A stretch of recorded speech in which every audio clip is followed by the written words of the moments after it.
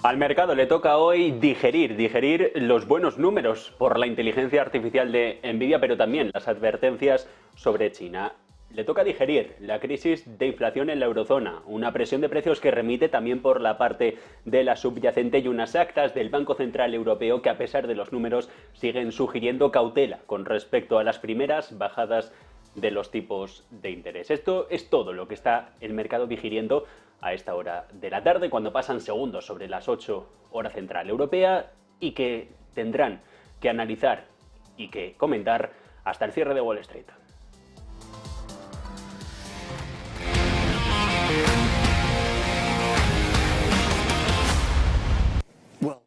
¿Qué tal? Muy buenas noches. Esta es la imagen de la tarde, una de ellas, Bruselas admitiendo que la OTAN va a crecer y que los socios han conseguido doblar el brazo de Turquía y de Hungría. La fecha es clara, va a ser después del 26 de febrero. ¿Por qué? Porque entonces va a ser cuando el Parlamento húngaro, controlado de facto por Viktor Orbán, el único pendiente de aprobar el ingreso de la alianza del país nórdico, mejor dicho, en la Alianza Atlántica, tiene la sesión para ratificar que Estocolmo finalmente sí puede ser el 32º socio de este bloque militar y económico liderado por Estados Unidos, después de que Ankara haya dicho que por ellos de momento no hay problema, siempre y cuando Estados Unidos siga enviándoles los cazas F-16 que Erdogan quiere tener en cartera. Es una de las imágenes del día esta, pero el foco está puesto en las autoridades europeas, en ese pleno que empezaba en el Parlamento a eso de las 6 en punto de la tarde y del que ya tenemos la sentencia. Finalmente, Alemania vuelve a ganarle la batalla a España, y Frankfurt,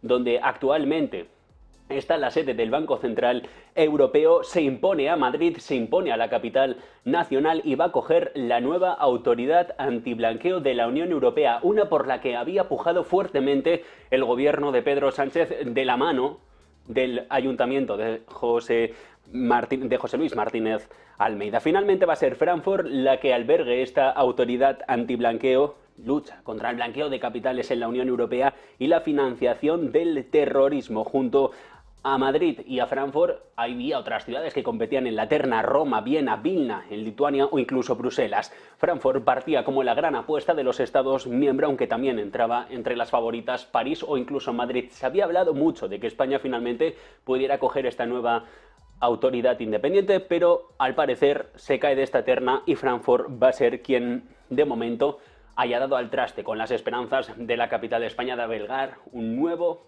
gran organismo europeo. Finalmente, como les digo, la nueva autoridad antiblanqueo comunitaria se va a la ciudad, al centro financiero de Alemania. Es una de las últimas noticias de la tarde, junto a esa imagen de Bruselas admitiendo que Hungría va a ratificar la entrada de Suecia en la OTAN de aquí a no mucho tiempo, el próximo 26 de febrero, pero uno de los grandes protagonistas es este que van a ver a continuación. Invierte en España, crea empleo industrial en España.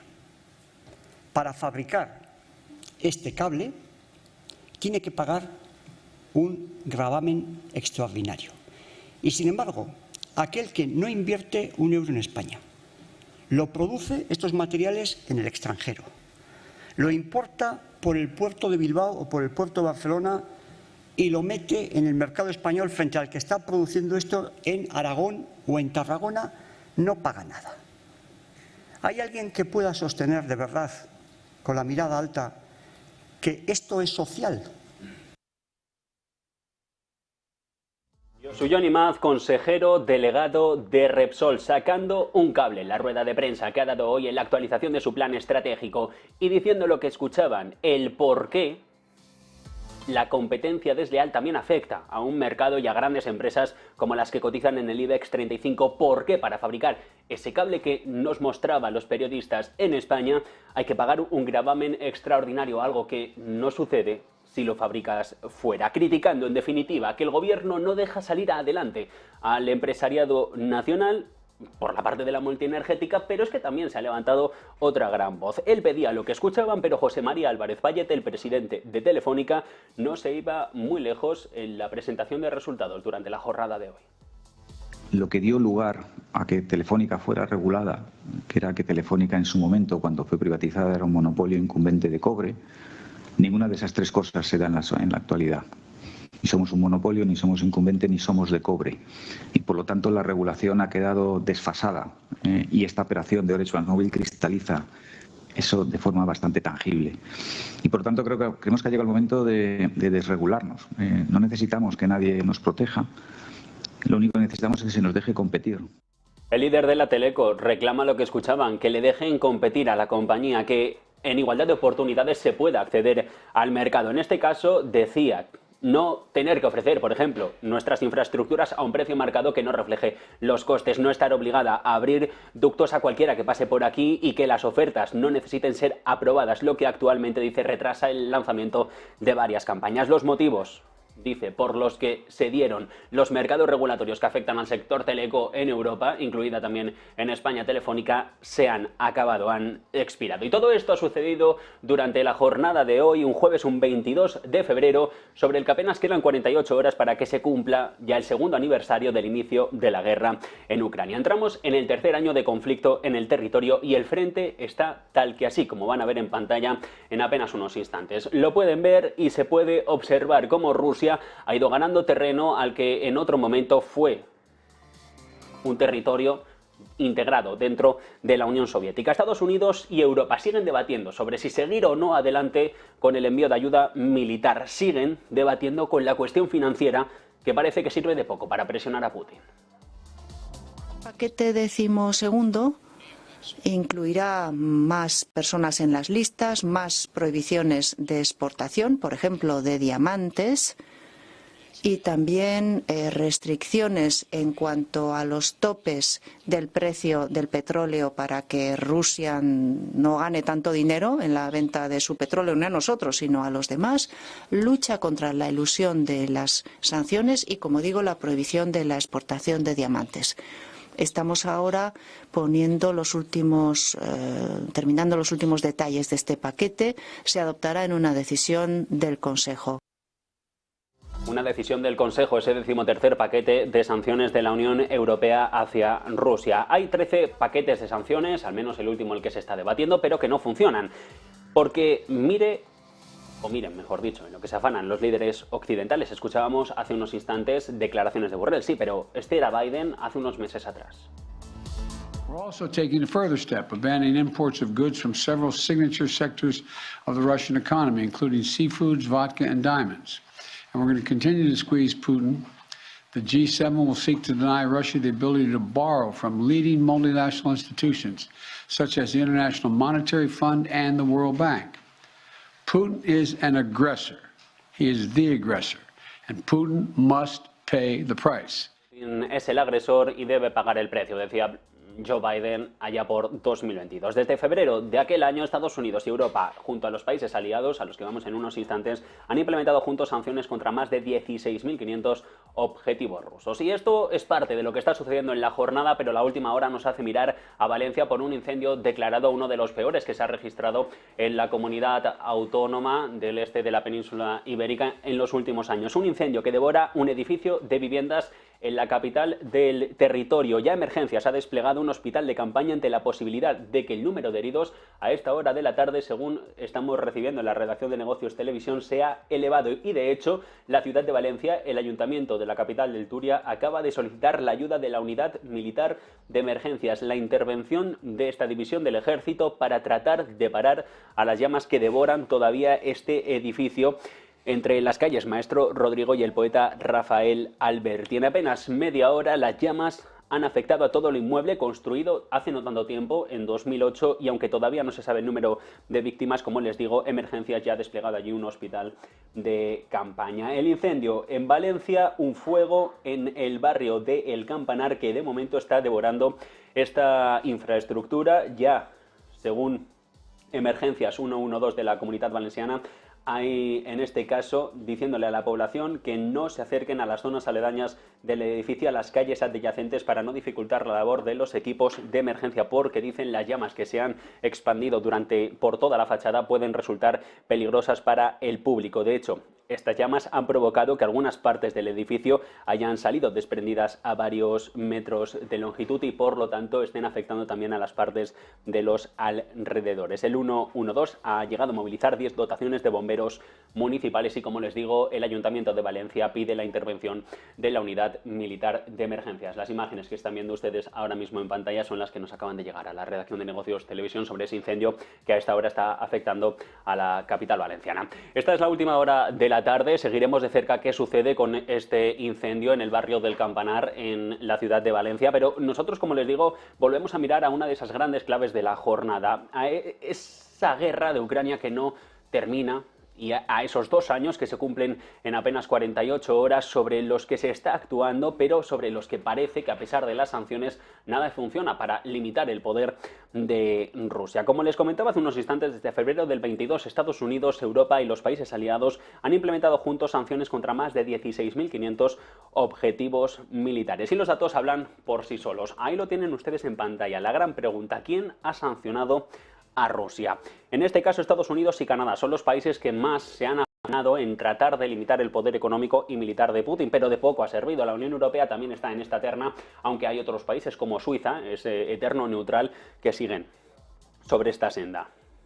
Están presentes los enfados contra Rusia, pero parece que de poco sirven, porque si miramos al siguiente de los gráficos, que quiero que vean ustedes, el total de sanciones asciende a más de 14.500, según los datos de la Atlantic Council. De ellas, contra individuos se han dirigido la mayoría, 10.100, otras 4.000 sobre empresas e instituciones y 177 contra medios de transporte marítimo, junto al centenar contra la industria aeronáutica. Medidas que implican, según la organización estadounidense, resultados desiguales, porque en muchos casos Rusia ha seguido, y se lo hemos contado aquí en Negocios Televisión, colocando como quería el petróleo y el gas en otros mercados, y en vez de en Occidente, pues ha ido a mirar hacia Oriente. Sin embargo, hay otras medidas encaminadas, por ejemplo, a limitar la producción aeronáutica, que ya empezaron a aplicarse en 2014 por Estados Unidos tras el conflicto en Crimea, que sí han supuesto una merma significativa, según el Atlantic Council, en la capacidad militar de Moscú. La realidad es que esto de las sanciones a Rusia no parece que le esté afectando. Su economía aguanta y Rusia parece que es el país que de momento se lo lleva todo por delante. Vamos a ver si pueden ponernos nuestros compañeros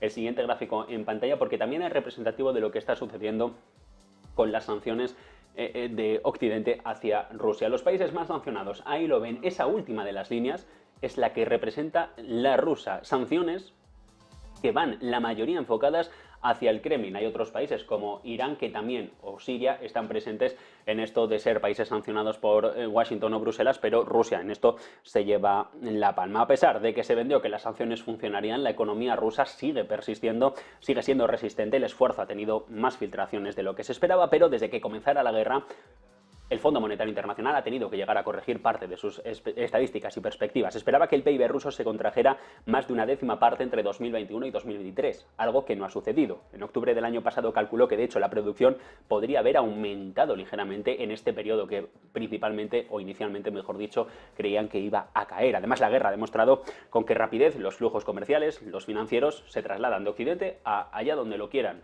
al punto del mundo donde sea necesario. Y Putin lo dejaba claro así hace unos meses.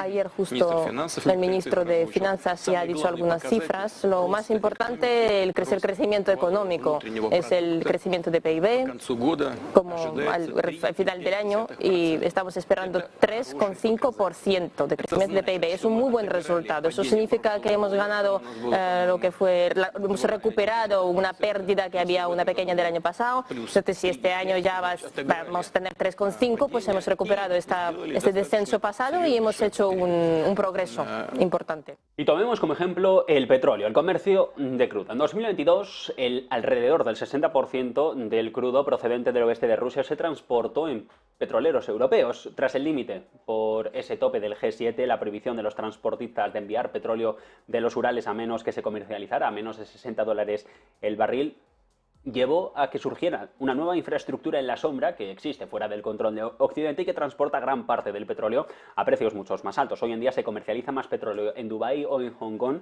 que en Ginebra. En consecuencia, el control de Occidente sobre el mercado energético global pues, ha disminuido. Es la única solución que ha encontrado Rusia y es al final una sanción que más que contra el Kremlin ha afectado a Bruselas y al resto de socios occidentales. Hay flujos comerciales que también se han adaptado. Occidente añade incansablemente empresas, individuos rusos a esas listas negras, esas listas de sanciones, pero gran parte de la población mundial se niega a ellas, no las aplica. Hay poco que pueda impedir que surjan nuevas empresas o negocios aquí o allá. Incluso las exportaciones de la Unión Europea a Rusia se han desplomado. Hacia lugares como Armenia, Kazajstán o Kirguistán han comenzado a importar más de Europa y misteriosamente se han convertido en importantes proveedores de bienes críticos para Rusia. Es decir, que los productos europeos no van directamente a Moscú, pero antes de llegar a Moscú pasan por Kirguistán y de ahí entran a Rusia. Todo esto explica por qué Estados Unidos, por qué Europa recurren a más sanciones, a sanciones secundarias para tratar de adoler sobre otros problemas que podrían limitar, si dicen ellos, dicen las autoridades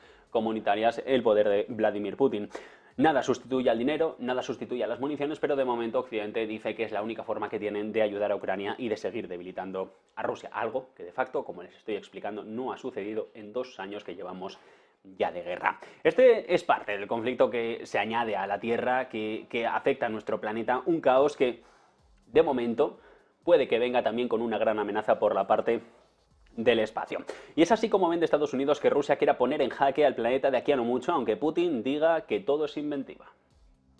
Все, что доступно каждому из исследователей, которые будут принимать участие в этой совместной работе. Поэтому идея прекрасная. Посмотрим, как организовать. И правительство, разумеется, попрошу это сделать. У нас большая делегация только что вчера вернулась, скажем, из того же. La acusación se produce después de que se publicara ese informe hace menos de 48 horas en el que Estados Unidos admitía que Rusia estaba desplegando un arma antisatelital en el espacio con carga nuclear, incluidas que podría afectar a incluidas comunicaciones militares o servicios de telefonía móvil. El caso es que el despliegue de este arma podría causar daños indiscriminados, esto es verdad, causando estragos en la navegación GPS, en el tiempo, en servicios cotidianos como el de los pagos, es decir, al acercar un teléfono móvil a una TPV para pagar en el supermercado. El espacio dicen que es parte de la vida en el planeta y así, por ello, pone en peligro estas armas nucleares que Estados Unidos dice que Rusia va a desplegar en menos de un año en el espacio.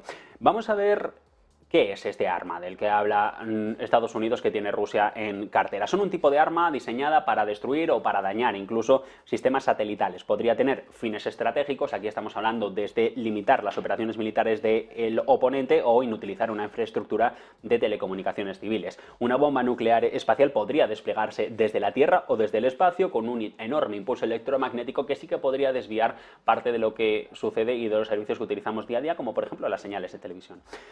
Hasta ahora no se ha utilizado ningún arma de este tipo en ninguna de las guerras a las que hayamos asistido. China, Rusia, Estados Unidos han utilizado armamentos sí para derribar sus propios satélites en demostraciones de poderío militar y en un despliegue hostil de momento hay otros territorios que no han llegado a mayores. En 2023, en abril concretamente, había casi 7.800 satélites operativos en la órbita de la Tierra. Son datos de Naciones Unidas y respaldaban todo, desde redes telefónicas e internet hasta televisores, servicios financieros, sistemas agrícolas, vigilancia espacial. Por lo tanto, los satélites son fundamentales para todo esto o para operaciones militares. Starlink, la red satelital de Elon Musk, proporciona a las fuerzas ucranianas comunicación ininterrumpida en el campo de batalla al comienzo de la guerra y desde entonces han surgido voces que dicen que Rusia también está cooptando tales servicios en áreas ocupadas, aunque actualmente no está clara la naturaleza de estos ataques. Estados Unidos sigue diciendo que Rusia va a atacar o al menos que va a desplegar estas armas en el espacio de aquí a no mucho tiempo, en un año, decía hace 2 días a los aliados occidentales. Y la realidad es que a pesar de que se despliegue o no, el gasto en defensa está aumentando y el gasto en defensa también mira hacia el espacio.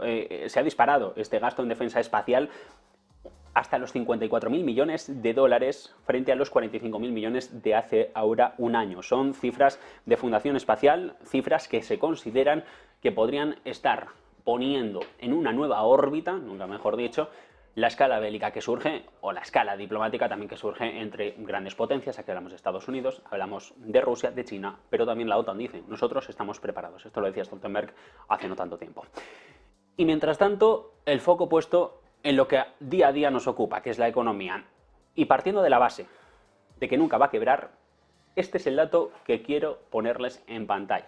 El Banco Central Europeo entra en pérdidas por primera vez en 20 años. Es el titular, pero que hay que explicarlo. La pérdida, 1.300 millones de euros, que refleja básicamente el impacto de mayores tipos de interés pagados a los bancos centrales nacionales, un nivel récord después de este ciclo de endurecimiento monetario con el pie puesto sobre el acelerador en el que lleva inmerso el Banco Central Europeo ya más de 18 meses. El Banco Central podría haber sufrido una pérdida mucho mayor de estos 1.300 millones si no hubiera utilizado los 6.000 millones restantes de provisiones que fue acumulando en los últimos años para cubrir riesgos financieros, lo que pone en evidencia que las cuentas en Europa, al menos por parte de los bancos centrales, están ciertamente en liza, o al menos quedan en duda con respecto a la estabilidad del viejo continente. El interés que gana el BCE sobre la vasta cartera de bonos comprados durante la última década no ha aumentado tanto como en estos títulos gubernamentales a largo plazo que se han fijado sobre tasas bajas o incluso negativas, algo que ahora con el ciclo de endurecimiento ha llevado a los bancos centrales